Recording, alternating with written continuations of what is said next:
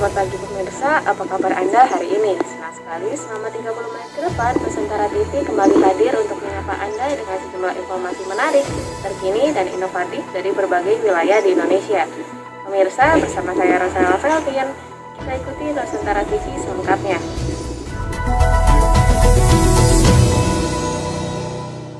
Salah satu tempat wisata di Tegal harus kembali menghentikan operasinya untuk sementara.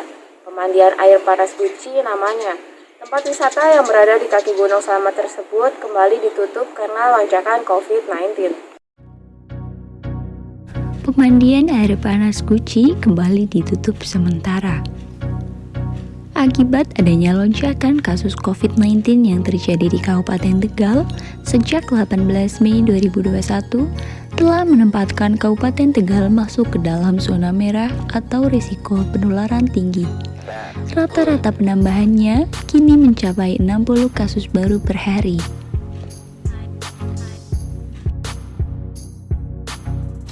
Untuk mengantisipasi terjadinya ledakan kasus COVID-19, pemerintah Kabupaten Tegal menutup sementara objek wisata dan fasilitas umum selama 14 hari ke depan, terhitung mulai Kamis 10 Juni 2021 hingga Rabu 23 Juni 2021.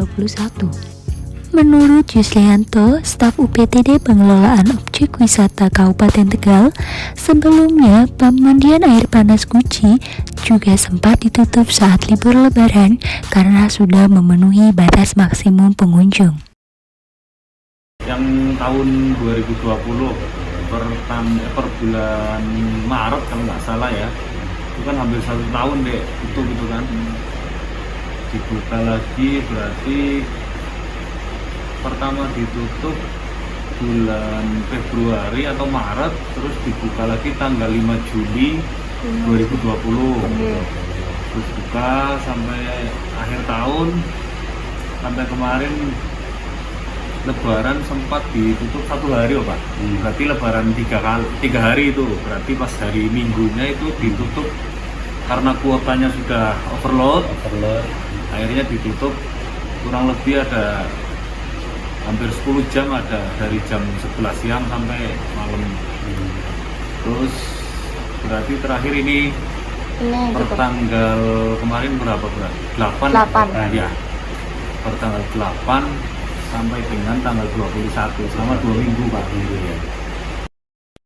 Tak hanya pemandian saja yang ditutup, pasar dan villa-villa yang berada di area wisata air panas Guci juga ditutup sementara. Dengan penjagaan yang sangat ketat, hanya penduduk setempat saja yang diperbolehkan masuk ke dalam kawasan wisata. Inat Sandra Zaniasani melaporkan. Banjir rob kembali melanda pesisir wilayah Bontang Kuala. Bontang Kuala sendiri merupakan salah satu tempat wisata yang cukup terkenal akan panorama lautnya. Hal ini menggegerkan warga setempat karena jalan masuk yang ada tertutup banjir rob. Banjirop datang membuat jalan akses masuk ke kawasan wisata Bontang Kuala terendam air laut pada 28 Mei 2021.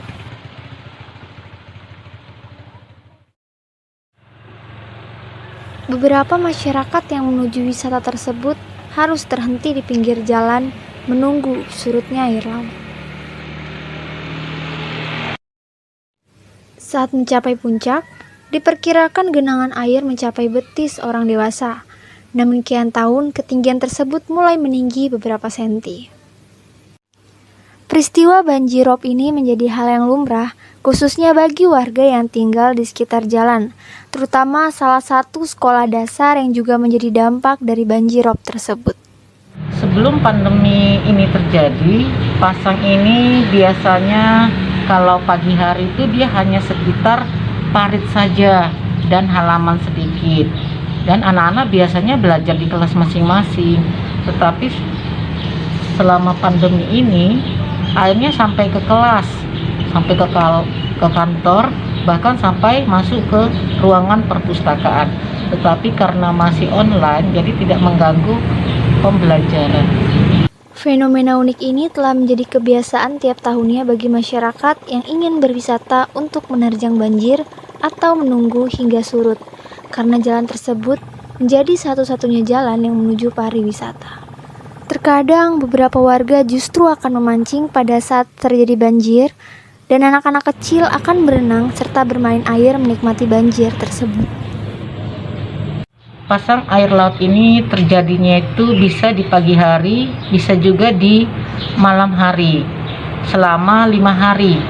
Hari pertama pasangnya tidak terlalu tinggi, hari kedua tidak terlalu tinggi, di hari ketiga pasangnya memuncak tinggi, kemudian di hari keempat surut lagi, dan di hari kelima terakhir surut lagi. Fenomena pada 28 Mei ini terjadi pada pagi hari, nampak sudah tidak terlalu dalam karena baru berlangsung selama 2 hari. Pasang air laut yang tidak terlalu tinggi ini tetap menghambat beberapa kegiatan warga sekitar yang ingin bekerja. Pemerintah berencana akan menanggulangi banjir tersebut dengan cara meninggikan jalan dan rumah warga. Namun karena banjir yang terus-menerus menjulang tinggi tiap tahunnya, membuat pemerintah kesulitan dalam memprediksi tinggi jalan. Salah satu pusat perbelanjaan di Bali, Sentro Mall, terpaksa harus menghentikan operasinya dan memahkan seluruh pegawainya. Utang yang membludak disinyalir sebagai satu-satunya penyebab gerai retail tersebut harus dinyatakan pailit. Siapa yang tidak mengenal pusat perbelanjaan Sentro Mall di Bali? Pusat perbelanjaan yang terletak di Jalan Kartika Plaza nomor 8 Kuta, Kabupaten Badung, terpaksa harus tutup dan tidak dapat beroperasi lagi. Beginilah keadaan Sentro per Selasa 1 Juli 2021 setelah resmi dinyatakan pailit pada tanggal 18 Mei 2021. PT Sentosa selaku pengelola Sentro Department Store dan Function Department Store dinyatakan pailit. Sebelumnya, Tozi Sentosa digugat mengenai penundaan kewajiban pembayaran utang oleh para pemasoknya di Pengadilan Negeri Jakarta Pusat. Putusan tersebut berdasarkan pada hasil voting dari para kreditur dan rekomendasi Hakim Pengawas Pengadilan Negeri Jakarta Pusat atau PN Jakpus. Gugatan pun dilayangkan oleh 5 perusahaan pemasok yaitu PT Primajaya Putra Sentosa, PT Indah Subuh Sejati, PT Multi Megah Mandiri, PT Harindo Tama Mandiri, serta PT Mahkota Petriedo Indo Perkasa. Berbagai tenan dan brand ternama dari luar negeri harus menghentikan usahanya dan merumahkan seluruh pegawainya. Terlihat juga keadaan bagian dalam gedung Sentro Mall Bali yang gelap, tak terurus, dilengkapi dengan barang-barang yang berserakan. Tak tanggung-tanggung, Sentro Mall melakukan cuci gudang melalui bazar yang bernama Sentro Bajubah untuk menghabiskan stok dagangannya. Menurut keterangan security setempat, utang Sentro Mall yang membludak tidak lain dan tidak bukan disebabkan karena pandemi yang terus berkelanjutan. Mau tidak mau, pariwisata harus ditutup demi berlangsungnya kekebalan komunal atau yang kita kenal dengan istilah herd immunity. Sumber pemasukan yang awalnya diperoleh melalui kedatangan wisatawan, baik domestik maupun mancanegara menjadi hilang sama sekali. Poros ekonomi Bali sendiri sangat tergantung pada sektor pariwisata yang dapat mencapai separuhnya pendapatan daerah. Tak heran, Sentro Mall Bali tidak dapat bertahan di tengah ancaman global ini.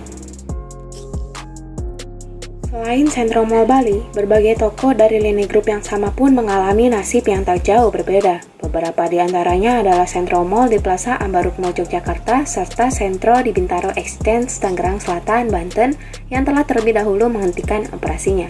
Nampaknya pandemi COVID-19 menambah panjang daftar retail yang gugur akibat dari dampaknya. Ketenaran wisata sejarah makin hari makin surut, peminatnya pun lambat laun berkurang. Tak luput salah satunya adalah wisata sejarah di Salatiga. Wisata yang berisi banyak peninggalan prasasti tersebut kini perlahan terlupakan.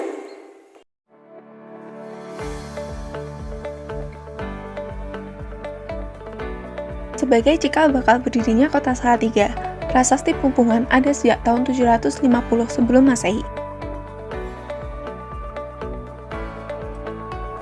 Menceritakan pengesahan kota Salatiga menjadi daerah perdikan atau bebas pajak, tertulis dengan bahasa Sanskerta dan bahasa Jawa kuno. Tak hanya batu prasasti, batu linggayoni dan patung juga ditemukan di Dukuh Plumpungan, Desa Kauman Kidul, Kecamatan Sidorejo, Salatiga.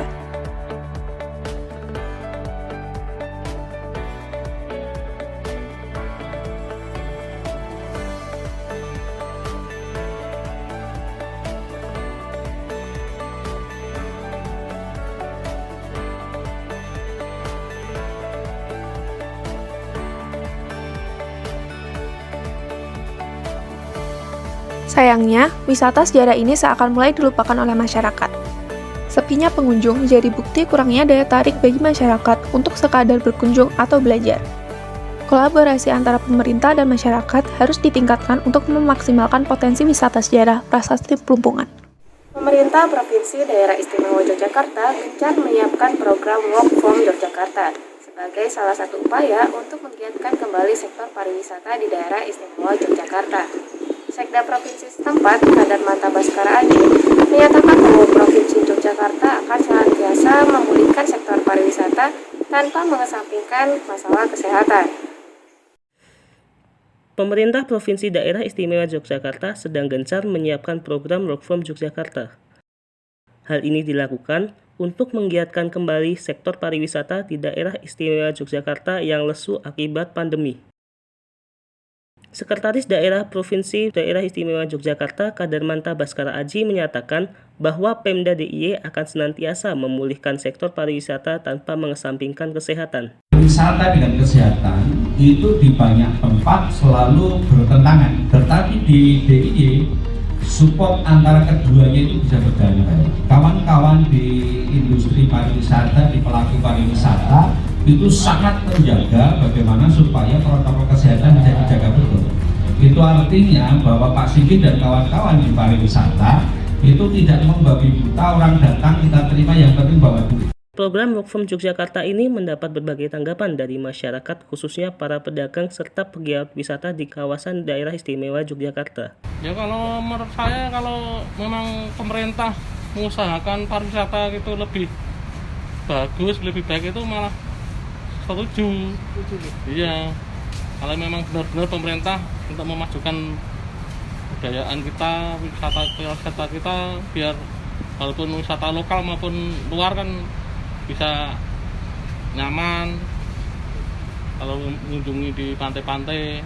Ya mungkin bisa diterima Mas, tapi kan prosedurnya seperti apa, mungkin perlu sosialisasi. Program yang rencananya akan direalisasikan di bulan Juli mendatang ini juga mendapat dukungan dari Menteri Pariwisata dan Perekonomian Kreatif Sandiaga Salahuddin Uno.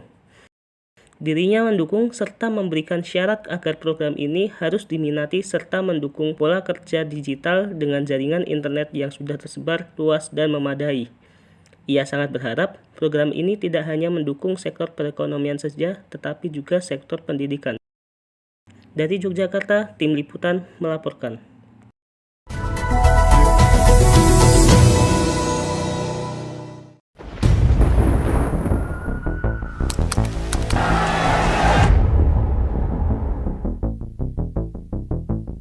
Paling biaya transfer berapa sih? Kenapa trauma ini selalu menghantuiku? Capek banget!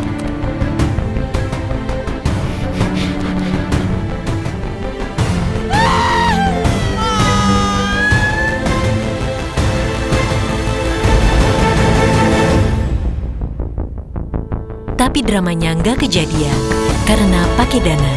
Bebas bokeh, kirim uang gratis biaya admin. Bebas cemas dengan Dana Protection. Bebas gaptek karena bisa gabungin saldo saat transaksi. Dan bebas ribet bayar pakai saldo Dana atau kartu bank. Pakai Dana, hidup bebas drama. Ayo dong! Siap-siap ya! Jangan lupa senyum ya.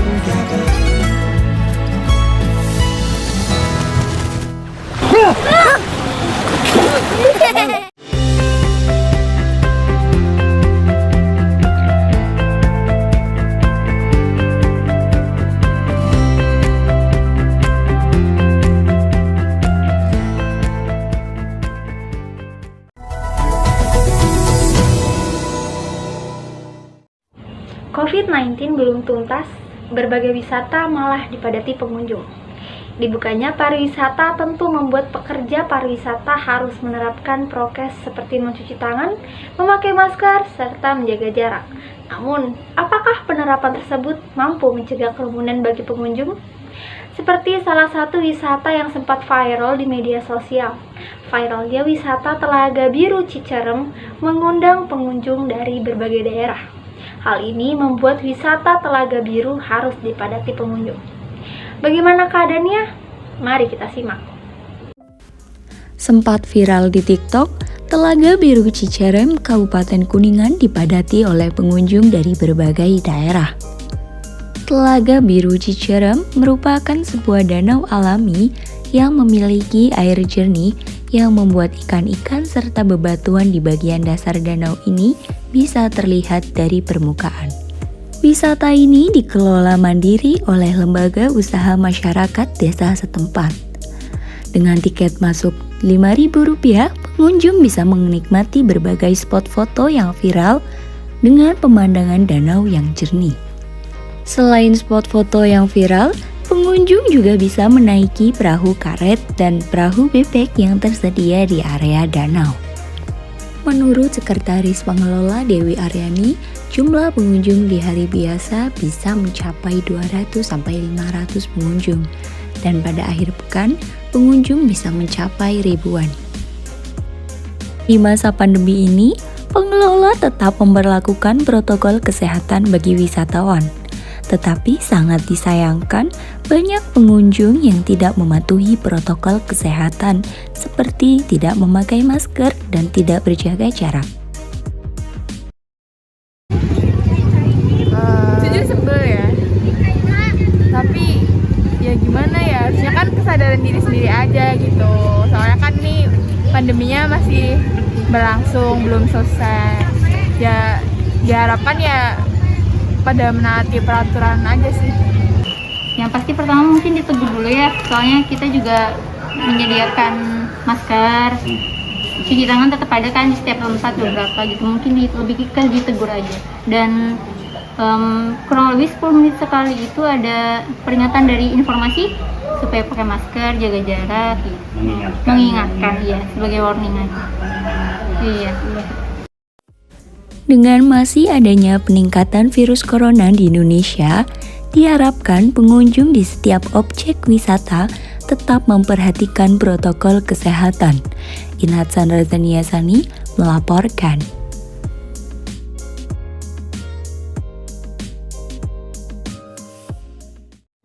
Wisata Kampung Terapung Bontang Kuala, Kalimantan Timur dipadati pengunjung. Pengunjung yang ramai serta mengabaikan protokol kesehatan ternyata bukanlah pertama kalinya di wisata tersebut. Lurah Bontang Kuala, Roni Apriansyah. Ia mengaku telah melakukan upaya pencegahan penyebaran COVID-19. Namun, mengapa wisata tersebut masih dipadati pengunjung hingga mengabaikan protokol? Apakah benar terkait pendisiplinan tersebut? Pengunjung padati wisata Bontang Kuala pada Selasa 1 Juni 2021. Meski ramai, pengunjung terus-menerus memenuhi ruang di wisata Bontang Kuala. Abai protokol kesehatan dengan tidak menjaga jarak ternyata bukanlah pertama kalinya bagi pengunjung di wisata Bontang Kuala. Keramaian tersebut terus berlangsung setiap hari libur. Dikutip dari detik.com, Roni Apriansyah, Lurah Bontang Kuala mengatakan bahwa pihaknya kerap melakukan sosialisasi tentang pendisiplinan masyarakat dalam pencegahan COVID-19. Namun, apakah benar adanya pendisiplinan tersebut karena maraknya pengunjung yang masih banyak mengabaikan prokes? Benar, pihak dari Kelurahan Bontang Kuala telah melakukan penanganan. Jadi untuk saat ini tidak terlalu ketat seperti pada waktu itu. Dalam 2 bulan inilah, 2 bulan ini sudah tidak terlalu ketat lagi. Gitu. Tapi pengunjung taat pada peraturan, semuanya memakai masker. Pihak Bontang Kuala telah melakukan pencegahan COVID-19 dengan sangat ketat dari gapura sampai tempat wisata. Sepanjang 300 meter lebih, pengunjung akan dipantau mengenai protokol kesehatan. Namun hal ini hanya berlaku saat maraknya COVID-19 di Bontang pada tahun 2020. 29 Mei lalu bersumber dari Kaltim Klik mengenai Bontang yang bebas dari zona merah. Hal ini pun membuat beberapa pengunjung yang mulai abai protokol kesehatan dengan tidak memakai masker. Karena kita ini harus ada jaga jarak, harus pakai masker. Karena kelihatannya di sini Bontang, ya dikiranya aman-aman aja Mbak kalau selanjutnya COVID itu kan. Iya, dikhawatirkan ya, tidak namanya virus kan kita tidak tahu kan. Pihak Bontang Kualaya mengaku telah melakukan banyak upaya untuk mencegah penyebaran COVID-19 ini, justru sia-sia dikarenakan masih banyaknya masyarakat yang mengabaikan protokol kesehatan, khususnya tidak menjaga jarak sesuai prokes. Kelurahan dan RT setempat hanya berharap kepekaan dan kesadaran diri dari masyarakat untuk mengikuti prokes dalam keadaan apapun. Karena walaupun Bontang sendiri telah terbebas dari zona merah, ada baiknya untuk tetap melakukan pencegahan sampai COVID-19 benar-benar hilang. Saya Tia Sudaningsi melaporkan. Masih tentang ramainya pengunjung di kawasan pariwisata. Tempat wisata Silancur Highland juga dipadati pengunjung pada Minggu 30 Mei 2021. Pengunjung ramai menyambangi tempat wisata yang mulai viral sejak tahun 2019 lalu. Rata-rata pengunjung merupakan warga yang berasal dari luar Magelang. Bagaimana keramaian tersebut? Mari kita saksikan. Menjelang diberlakukannya PPKM Mikro, sebagian tempat wisata masih saja dipenuhi oleh pengunjung. Hal ini tidak terkecuali Silancur Highland. Tempat wisata yang berada di Kecamatan Kaliangkrik, Kabupaten Magelang ini masih dipenuhi oleh pengunjung, terutama di akhir pekan. Rata-rata pengunjung justru berasal dari luar Magelang yang melaksanakan mudik pasca pelarangan mudik beberapa minggu yang lalu.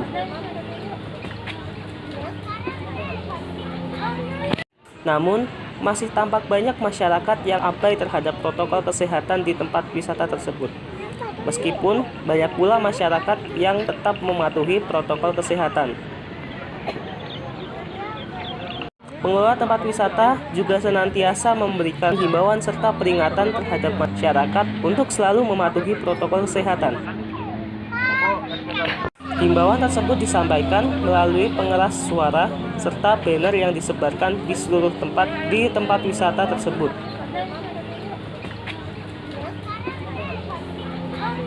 Dari Magelang, Tim Liputan melaporkan. Umbul Senjoyo Salatiga. Wisata air yang sangat murah ini memiliki sejarah dan manfaat bagi warga sekitarnya. Hal ini dikarenakan wisata tersebut mengoptimalkan potensi daerah dan menjadikan daerah itu sendiri mandiri serta dapat meningkatkan perekonomian warga di sekitarnya.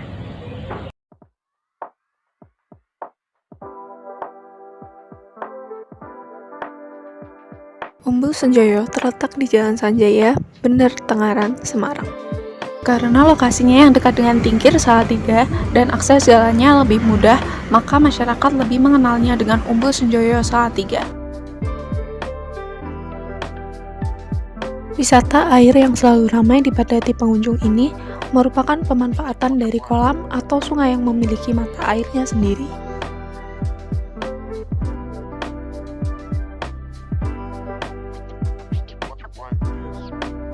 Tak hanya menjadi tempat wisata, mata air Senjoyo turut menjadi sumber irigasi dan sumber utama PDAM di beberapa daerah di Salatiga dan Semarang.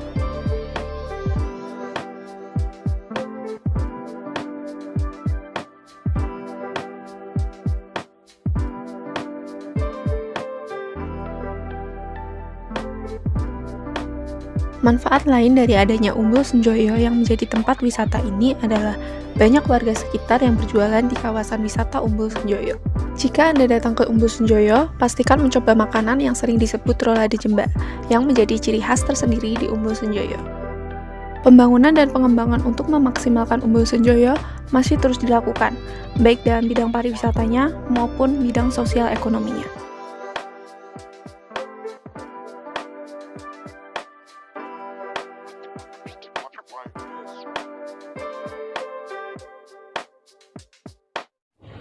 terdapat salah satu nasi khas daerah yang namanya kurang mencuan.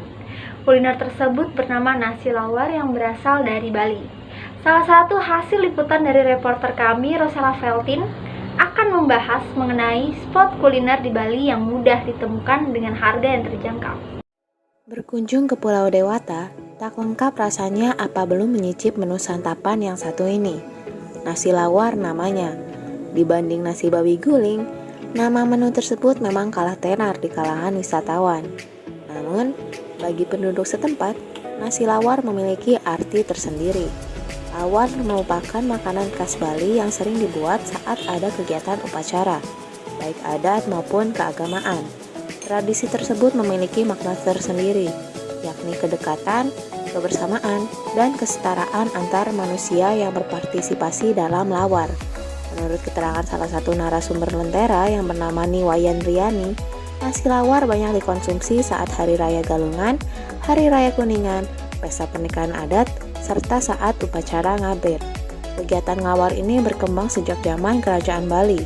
Biasanya, ngelawar ini berkembang secara merata di sekitar kerajaan, karena Raja Bali sendiri sangat senang menikmati lawar.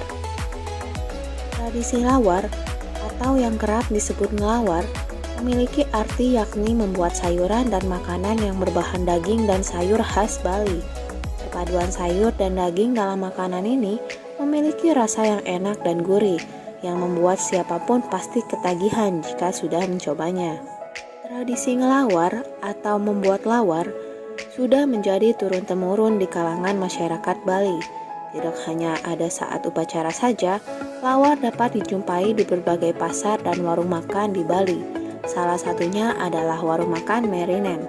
Warung yang terletak di Jalan Tukat Pilok nomor 4, Renon, dan Pasar ini menyajikan dua jenis lawar, yakni lawar ayam dan lawar babi.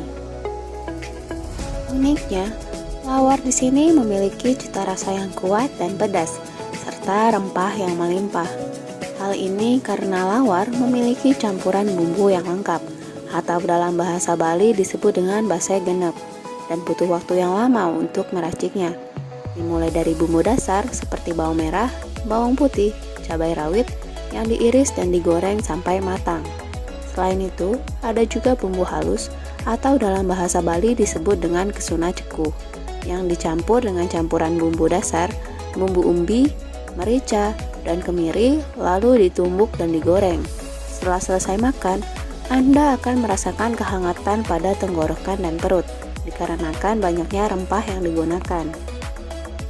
Meski baru seumur jagung, yakni setahun dibuka, warung ini sudah memiliki banyak pelanggan, utamanya melalui GrabFood, di mana pada jam 2 subuh sekalipun, pelanggan masih aktif membeli. Warung yang buka selama 24 jam ini juga menjual berbagai makanan pendamping untuk disantap bersamaan dengan lawar.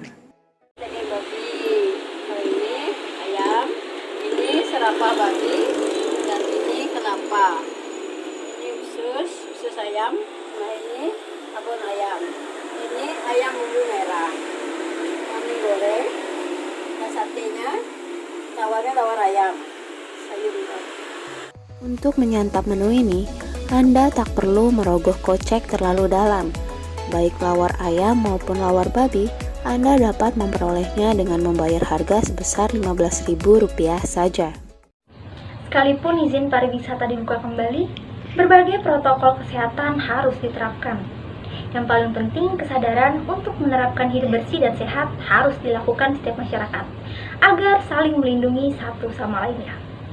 Pemirsa, informasi kuliner khas Bali tersebut sekaligus menutup kebersamaan kita pada hari ini. Saya Tias Widyaningsih, mewakili tim redaksi dan seluruh kerabat yang bertugas, berterima kasih atas kebersamaan Anda. Sampai jumpa.